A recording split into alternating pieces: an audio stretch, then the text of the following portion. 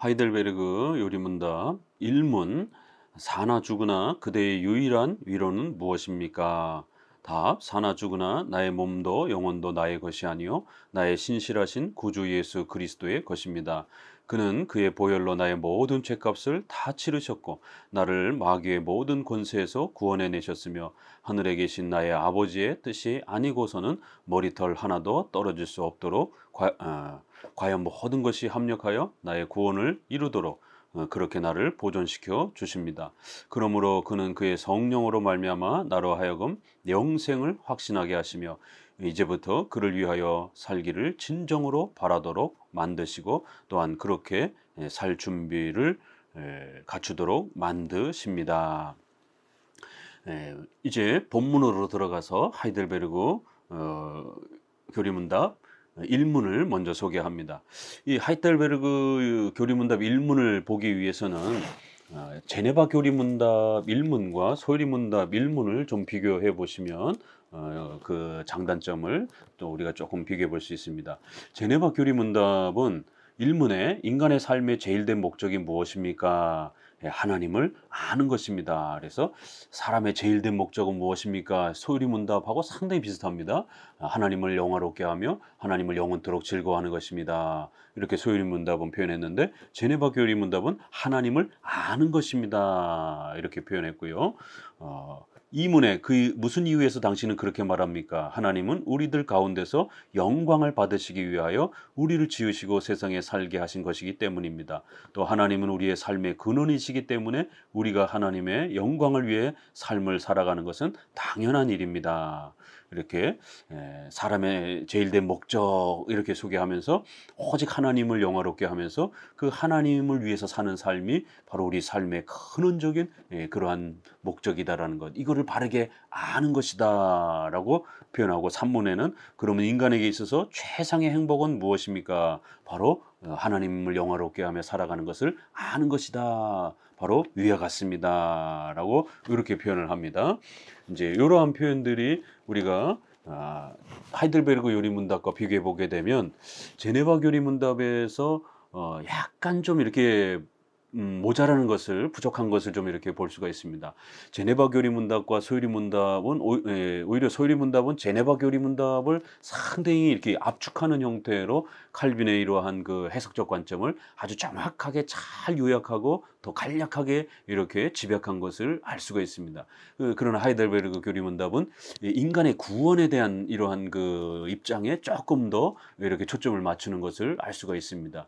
서론에서도 말씀드린 것처럼 좀 더 인간의 구원과 인간의 죄의 문제, 여기로부터의 구원, 이런 부분에 조금 초점을 맞추다 보니까 인간의 이러한 비참함 속에 있는 인간들이 어떻게 구원을 받는가, 어떻게 위로를 받을 수 있는가, 이런 그 단어와 표현이 조금 더 강조가 됐고, 제네바 교리문답과 소유리문답은 사람의 그러한 근원적인 이러한 목적, 인생의 근원적인 목적, 그것은 하나님을 영화롭게 하며 그 하나님을 위한 그런 삶으로 살아가는 것을 우리가 바르게 깨닫고 아는 것입니다 라고 이렇게 하면서 좀 더 하나님께 영광의 초점을 더 명확하게 이렇게 표현하려고 애를 쓴 것을 볼 수가 있습니다. 물론 하이델베르그 교리문답 1문도 굉장히 훌륭합니다. 그러나 구원에 대한 이러한 위대한 하나님의 은혜를 조금 더 많이 강조하면서 이런 쪽에 조금 더 이렇게 많은 그 비중을 갖고 있고, 제네바 교리문답과 소유리문답은 하나님께 영광이라고 하는 이런 부분들이 아주 좀 더 많이 강조되어 있는 것을 볼 수가 있습니다. 루터파의 그 신앙의 초점은 오직 예수 그리스도를 믿음으로 구원받는다, 이 신칭이 구원주 하나님에 대한 이런 부분들이 조금 더 많이 이쪽은 강조를 합니다. 이럴 때 쯔빙글리나 개혁파는 오직 하나님께 영광을 라고 표현하면서 하나님께 영광을 돌리는 그러한 삶을 아주 더 중요한 그런 신앙의 원리와 체계로 강조하는 이제 이런 차이가 있습니다. 그럴 때 하이델베르그 요리문답은 그 두 개가 약간 이렇게 섞여져 있는 이제 이런 부분들을 우리가 볼 수 있습니다. 그래서 인간의 가장 궁극적인 위로는 무엇이냐, 그리고 앞부분에 다른 교리문답은 사람의 제일 된 목적은 무엇이냐, 이렇게 약간의 비슷하면서도 그러한 차이점들이 있죠. 그러면 이제 그 내용들을 이제 우리가 이렇게 보게 되면 사나 죽으나 우리가 구주 예수 그리스도의 것입니다. 이 로마서 14장 8절 사나 죽으나 우리는 주님의 것이다라고 하는 이 로마서 14장에 있는 말씀을 이렇게 가장 먼저 끌어들여서 이렇게 인간의 그러한 구원, 우리가 오직 예수 그리스도로 구원받고 예수님을 통해서 우리가 그리스도의 신부가 되었다라고 하는, 그리스도의 것이 되었다라고 하는 요 인간의 구원의 이러한 그 위로와 행복을 먼저 이렇게 강조합니다. 그의 보혈로 나의 모든 죄값이 다 치러지고 마귀의 모든 권세로부터 결국 내가 구원받았다라는 것, 이 구원에 대한 이 위대한 복이 먼저 이렇게 조금 더 많이 강조가 됩니다. 소리문답에서는 이런 구원에 대한 이런 부분은 조금 저쪽 뒤쪽으로 이렇게 배치가 되고, 앞부분에 하나님은 영이시니, 하나님은 절대 무한 불변 영원하시고, 또 하나님의 작정과 섭리, 이제 이런 부분들이 소개가 되고, 그리고 나서 14문에 죄란 무엇인가 이러면서 그 죄를 구원하신 그리스도를 이렇게 소개합니다. 그러나 이제 하이델베르그는 이렇게 전면에 예수 그리스도를 통한 구원에 대한 부분들을 이렇게 많이 강조하는 이런 부분들을 봅니다.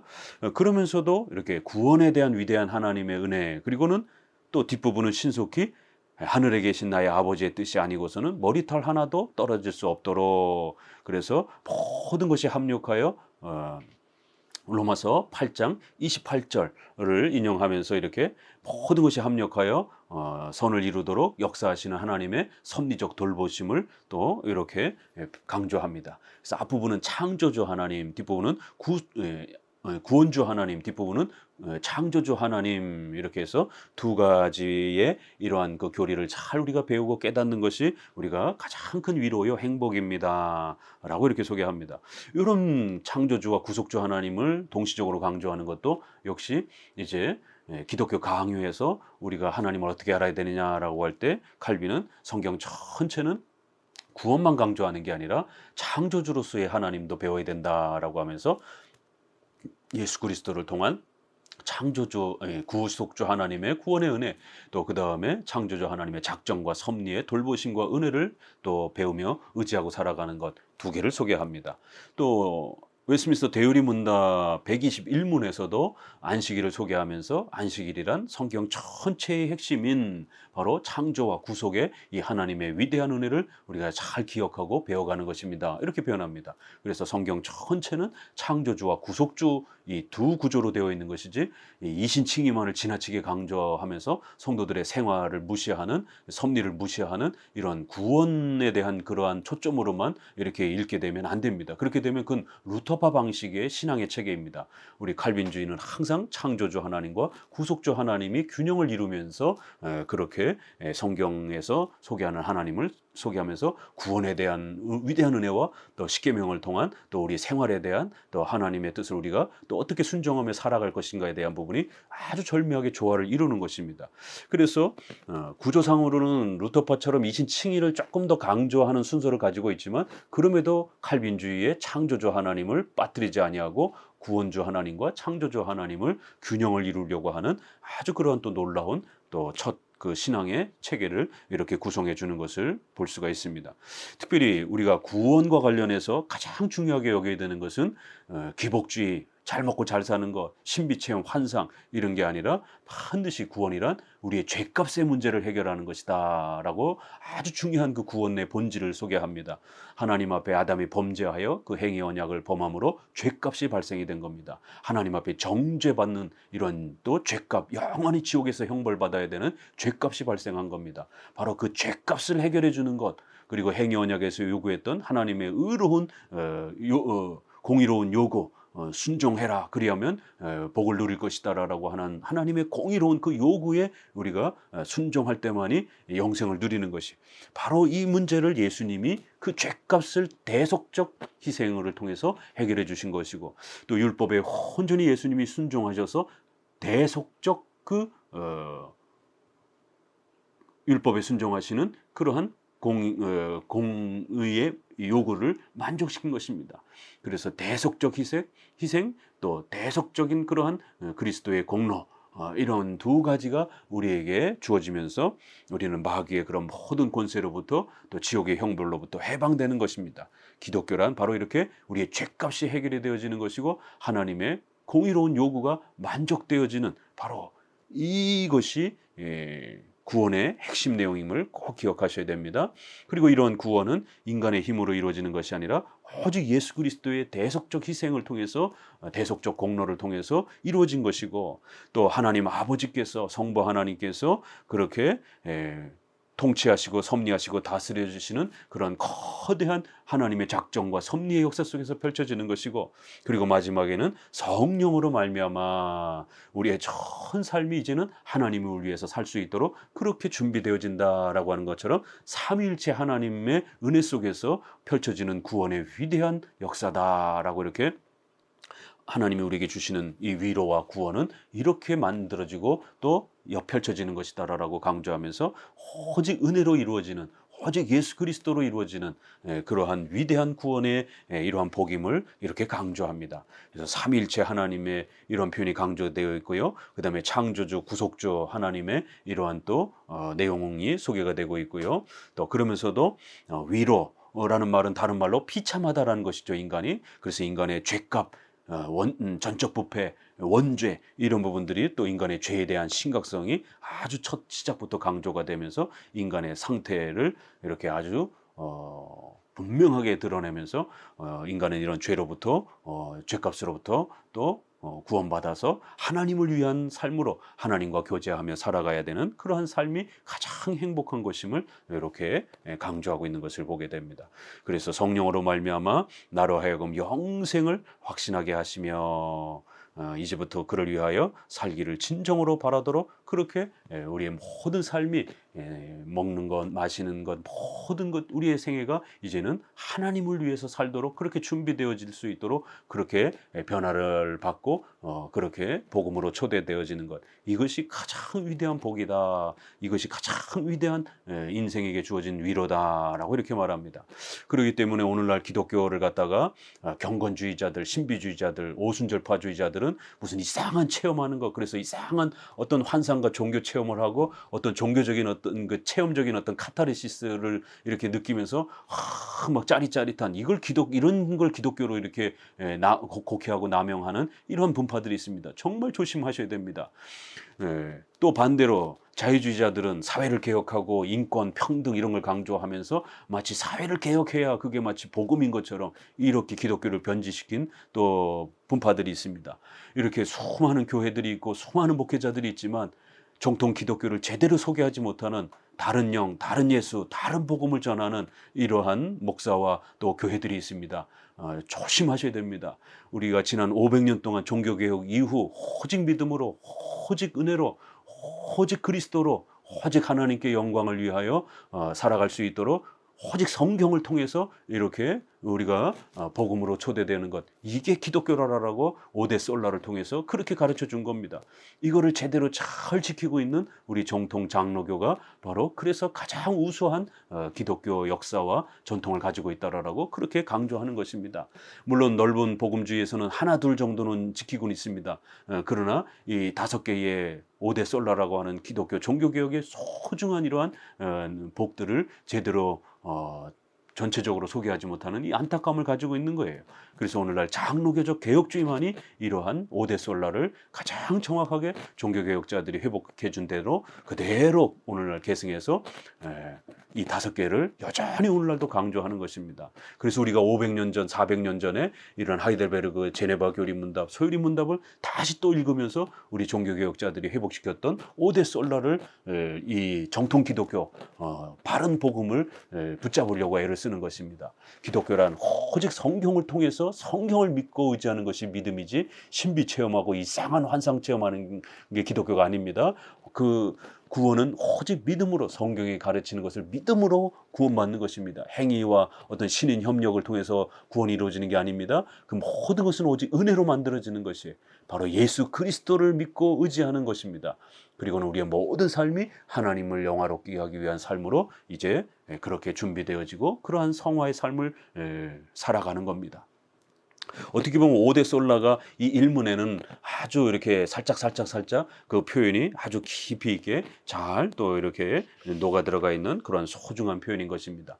이러한 올바른 복음, 올바른 기독교를 잘 지켜나가시기를 다시 한번 권면을 드립니다. 기독교란 돈 벌게 해주는 게 아닙니다. 기독교란 무슨 신비 체험을 유도하는 게 아닙니다. 기독교란 무슨 사회 정의를 만들어가는 것이 아닙니다. 기독교란 우리의 죄값을, 이 비참한 인간의 죄의 형벌, 죄값이 무엇인지를 가르쳐주고 그 죄로부터 우리가 어떻게 구원받을 수 있는가, 지옥의 이 형벌로부터 우리가 사탄의 이러한 그 속박된 권세로부터 우리가 어떻게 벗어날 수 있는가, 그래야 하나님의 자녀가 되고 하나님 앞에 의로운 자가 될 수 있는가, 이걸 가르쳐주는 것이 참된 교회요, 참된 목사요, 참된 복음인 것입니다. 이 오대 솔라를 목숨처럼 다시 회복시켜야 할 것을 꼭 명심하셔야 됩니다. 이제 이런 부분과 관련해서 두 번째 이제 문으로 넘어가서는 이러한 위로 가운데 복되게 살고 죽기 위해서는 어떤 것을 알아야 합니까? 세 가지를 알아야 합니다. 첫째로 나의 죄와 비참이 얼마나 큰가 하는 것이요. 둘째로 나의 모든 죄와 비참에서 어떻게 구원받는가 하는 것이요. 셋째로 그 구원에 대해서 내가 얼마나 하나님께 감사해야 하는가 하는 것입니다. 이렇게 이문에서는 그럼 이러한 인간의 행복, 이러한 어마어마한 참된 위로, 이러한 부분들을 우리가 어떻게 얻을 수 있습니까? 우리가 이걸 얻기 위해서는 우리가 무엇을 배워야 됩니까? 그러면 기독교 신앙은 어떻게 만들어지는 것입니까? 라고 기독교 신앙의 원리를 아주 중요하게 묻는 질문입니다. 그래서 앞부분에서 말씀드린 것처럼 잘 먹고 잘 사는 것처럼 기독교를 그렇게 변질시키면 안 됩니다. 무슨 신비 체험하는 거 그렇게 변질시키면 안 되는 거예요. 사회 정의를 이룩하는 것처럼 이렇게 변질시키면 안 되는 겁니다. 기독교란 바로 우리의 죄를 가르쳐주고 이 죄에서 해방될 수 있는 오직 예수 그리스도의 대속적 희생과 대속적 공로를 가르쳐줘서 바로 하나님을 위한 삶으로 우리가 초대되었음을 가르쳐주는 것입니다. 이걸 깨닫기 위해서는, 죄를 깨닫기 위해서는 율법의 정죄와 율법의 책망을 우리가 또 배우면서 내가 죄인임을 깨닫는 율법의 이런 역할이 반드시 따라붙어야 됩니다. 그리고 예수 그리스도를 통해서 그 모든 죄값으로부터 우리가 예수님의 희생과 공로를 통해서 구원받는다라고 하는 복음의 또 이러한 위대한 사실을 알아야 되는 겁니다. 그래서 이 문에서는 바로 율법과 복음으로 바로 이러한 위대한 위로와 인간의 행복을 우리가 배우게 되는 겁니다. 그래서 앞으로 소개할 이제 율법의 역할과 복음의 역할, 이 두 가지를 우리가 잘 배우면서 우리가 구원으로 이렇게 초대되어집니다. 하나님께로 나아가게 되는 그러한 또 길들을 걷게 됩니다. 기독교 구원, 기독교의 복이란 율법과 복음의 이러한 조화와 역할을 통해서 우리가 예수 그리스도를 알게 되고 하나님의 자녀로 초대가 되어지는 이러한 놀라운 복을 얻게 된다는 것이에요. 그래서 율법의 이러한 기능은 나의 죄와 비참이 얼마나 큰 것인가를 깨닫는, 우리를 정죄하는, 우리의 죄를 가르치는, 갈라디아서에 있는 것처럼 몽학 선생, 초등 선생, 그래서 우리를 그리스도께로 초대하는 겁니다. 우리가 얼마나 큰 죄인인지, 이것은 율법의 그러한 하나님의 요구를, 십계명의 이러한 엄청난 요구들을, 하나님의 의로운 요구를 우리가 배워야만이 내가 죄인이구나, 또 내가 하나님 앞에 원죄를 가진 참혹한 죄인이라는 것을 율법의 정죄를 통해서만이 깨닫는 겁니다. 세상 사람들은 내가 왜 죄인이야, 내가 이만큼 살아가면 되지 라고 이렇게 착각합니다. 그러나 성경을 읽으면서 율법의 이 어마어마한 하나님의 의로운 요구 앞에 서봐야만이 인간이 얼마나 하나님 앞에 설 수 없는지, 하나님의 의로운 요구에 나아갈 수 없는지를 깨닫게 되고 우리가 전적으로 부패한 자인지를 깨닫게 됩니다. 그래서 율법의 정죄 기능, 둘째로는 이런 모든 죄와 비참함에서 우리가 어떻게 구원받는가, 우리 인간의 힘과 노력으로는 절대로 구원받을 수 없다라는 것. 세상에 많은 기독교 분파들이 어거스틴 때부터 벌써 펠라기우스, 반펠라기우스가 등장을 해서 행위구원, 또 신인협력적 구원을 가르쳤고, 로마 가톨릭이 또 그렇게 공로주의, 행위구원, 신인협력주의를 가르쳤고, 또 알미니안주의와 같은 또 이러한 분파들이, 또 후대의 경건주의와 이런 분파들이 신인협력적 구원을 그렇게 강조합니다. 그들도 형식적으로는 인간이 부패했다는 걸 강조합니다. 하나님의 은혜가 필요하다는 것 강조합니다. 그러나 그 은혜가 부분적으로 이렇게 필요한 것처럼 말을 하고, 이렇게 나머지는 인간이 채워 넣어야 되고, 또 인간이 계속 경건한 모습으로 또 선한 윤리로 그것을, 신앙을 유지해야 되는 것처럼 이렇게 절반 정도만 이야기합니다. 그래서 오직 싸움이 벌어지는 거예요. 종교개혁자들은 오직 은혜라고 말해야지 그냥 은혜도 필요하다 이렇게 말하면 안 된다는 거예요. 로마 가톨릭도 은혜 이야기합니다. 예수님 이야기합니다. 그러나 예수님께로 나아가기 위해서는 마리아와 교황의 도움을 받아야 된다는 거예요.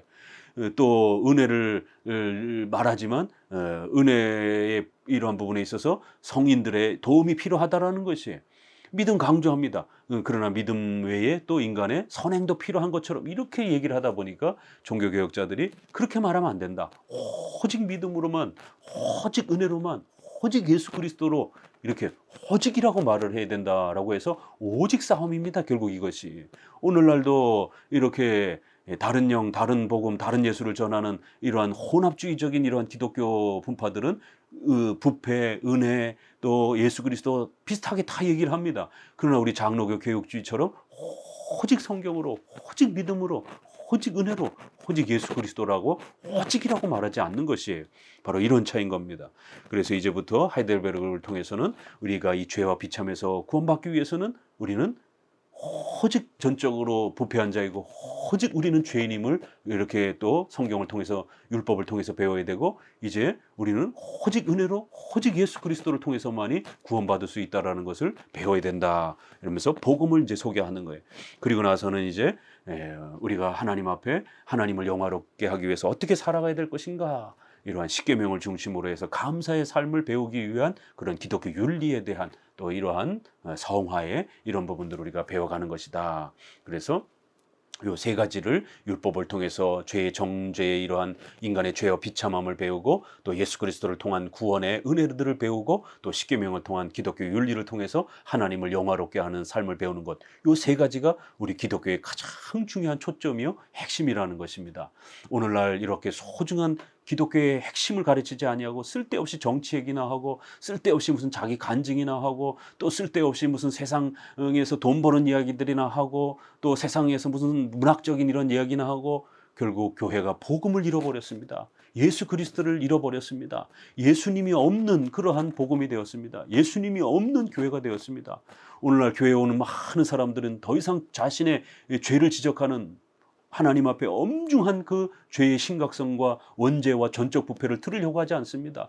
또 예수 그리스도가 누구신지 예수님이 우리를 위하여 어떤 일을 행하셨는지에 대해서 배우려고 하지 않습니다. 십계명을 통하여 우리 성도들의 거룩한 성화의 삶을 배우려고 하지 않습니다. 그저 돈 벌 수 있다라면 자식이 잘 될 수 있다라면 잘 먹고 잘 살 수 있다라면 자신의 소원을 성취시킬 수 있다라면 열심히 그걸 위해서 나오는 거예요. 또 종교 체험이나 이상한 환상을 준다라면 막 뒤로 쓰러지고 막 이상한 그런 소리를 질러대고 그걸 기독교로 그렇게 생각하는 거예요. 또 교회 다니면서 그렇게 아주 몰상식하게 반사회적이고 반문화적인 그런 반국가적인 태도를 취하면서 백신 맞으면 뭐 2년 안에 죽는다라고 그러면서 온갖 음모론을 펼쳐내고 또 사회정의 인권 평화를 주장하라면서 이렇게 아주 교회가 복음 전하는 거를 차별금지법이라든가 이런 걸 통해서 공격하는 또 이런 진보적이고 이런 자유주의적인 이런 목사들과 기독교들이 교파가 얼마나 많습니까? 오늘날 참된 복음을 잃어버린 이 한국교회의 위기를 우리는 심각하게 생각하셔야 됩니다. 그래서 다시 한번 바르게 천년의 부패와 타락에서 로마 가톨릭의 부패에서 기독교를 회복시켜준 바로 500년 전에 400년 전에 우리 선조들의 신앙 고백인 바로 하이델베르크 교리문답을 다시 우리가 배우고 다시 계승해야 되는 이유가 여기 있는 것입니다. 이 참된 복음을 가장 잘 계승시켜줬기 때문에 그런 것입니다.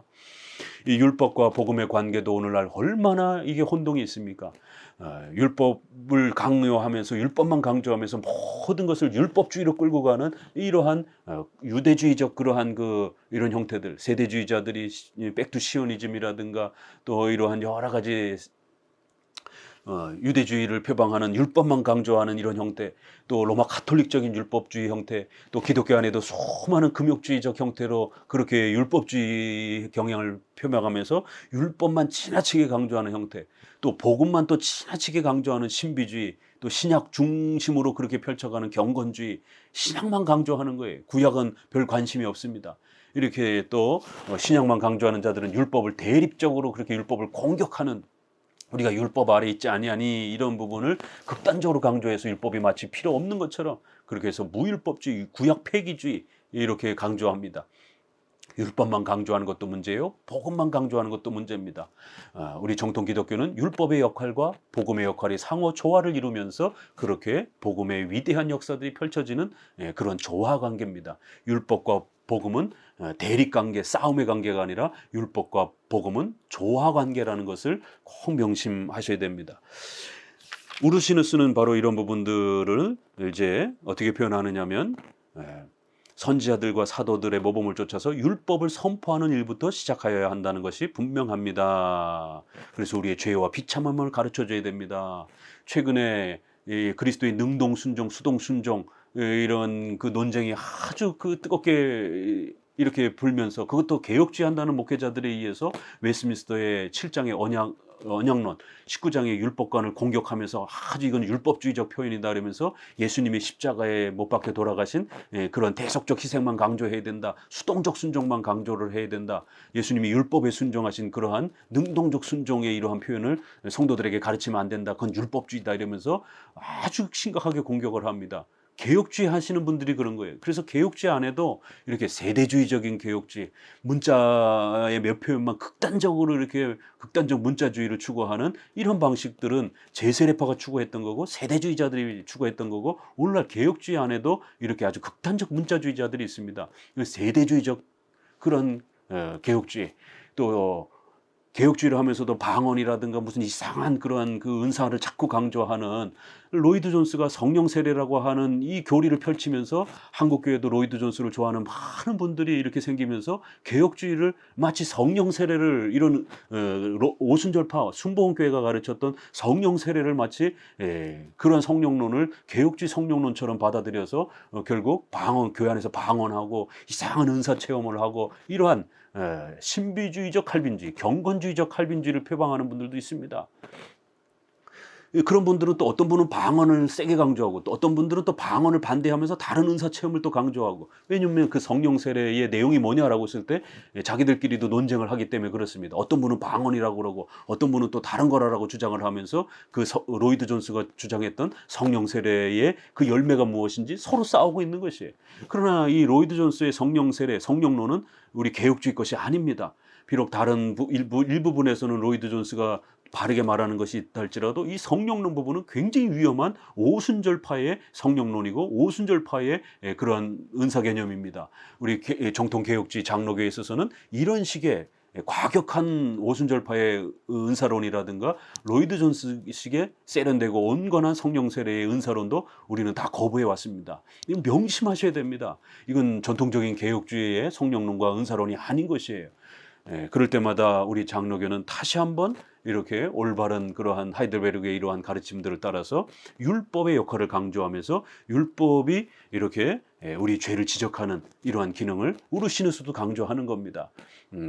그리고는 참된 위로를 위해서 다음과 같은 점에서 우리의 구원을 아는 지식이 필요하다. 여기서도 지식이라는 이런 단어, 이 문에서도 무엇을 알아야 되느냐, 이 세 가지를 알아야 됩니다. 이렇게 표현합니다. 안다라는 단어를 강조하는 것이에요. 무슨 환상 체험하고 은사 체험하고 이런 게 아닙니다. 성경을 잘 알아야 되고 성경이 가르치는 교리를 정확하게 아는 것, 이게 기독교고 이게 믿음이라는 겁니다. 교리반 거기다가 성령 세례라든가 제2 성령 세례 은사 체험이라든가 이런 걸 이렇게 섞으면 안 되는 겁니다. 이건 혼합주의 개혁주의가 되는 겁니다. 기독교 정통 기독교 개혁주의는 교리를 정확하게 아는 것에서부터 출발하는 겁니다. 그 교리를 사랑하고 이해하고 알고 그 교리를 실천한 이게 기독교인 것입니다. 교리 반, 성령 세례 반 이렇게 혼합하는 게 아닙니다. 그래서 로이드 존스는 교리도 중요하다라고 말을 합니다. 그러나 그것만 갖고는 안 되고 성령 세례와 같은 그런 부흥의 뜨거움이 있어야 된다. 요렇게 말을 하기 때문에 헷갈리는 것입니다. 우리 정통 기독교는 알아야 된다. 기독교의 교리를 정확하게 알고 배우고 그걸 사랑하면서 실천하는 것. 이게 신앙이다 라고 이렇게 말하지, 거기에 무슨 뜨거운 체험과 뜨거운 은사적인 그러한 어떤 부흥이 있어야 된다 이렇게 말하지 않습니다. 우리 구원을 아는 지식이 필요합니다. 얼마나 정확하게 표현합니까? 그러면서 또 견고한 위로를 누리기 위해서 반드시 우리의 구원에 대한 지식이 필요하며 과연 그것이 무엇이며 어떤 방식으로 또한 누구로 말미암아 베풀어진가 하는 것을 알 필요가 있는 것입니다. 이 지식은 복음에서 얻어집니다. 이렇게 오르시누스도 아주 중요한 구원을 아는 지식, 하나님에 대한 지식, 이러한 표현이 기독교 강요에도 아주 굉장히 중요한 교리라고 하는 표현을 이렇게 표현하는 아주 우리 정통 기독교회의 장로교회의 아주 중요한 교리에 대한 표현입니다. 하나님을 아는 지식, 구원을 아는 지식. 왜 우리 개혁주의가 이런 단어들을 처음부터 이렇게 강조하면서 기독교는 교리입니다. 성경은 교리책입니다.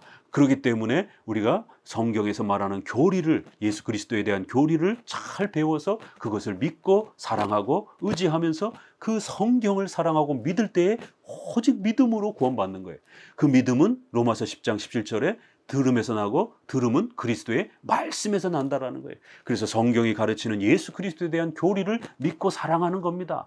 예수님은 어떤 존재인가, 예수님이 우리를 위해서 어떤 일을 하셨는가에 대한 그런 교리들을 믿는 것이에요. 그러면 성령 하나님의 역사에 의해서 예수 그리스도와 인격적인 연합이, 신비로운 그리스도와의 인격적 연합이 실제로 만들어진다라는 것이에요.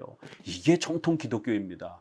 다시 한번 이제 출발하면서 일문, 이문의 이러한 위대하고 놀라운 기독교적 정의를 꼭 명심하시기 바랍니다. 감사합니다.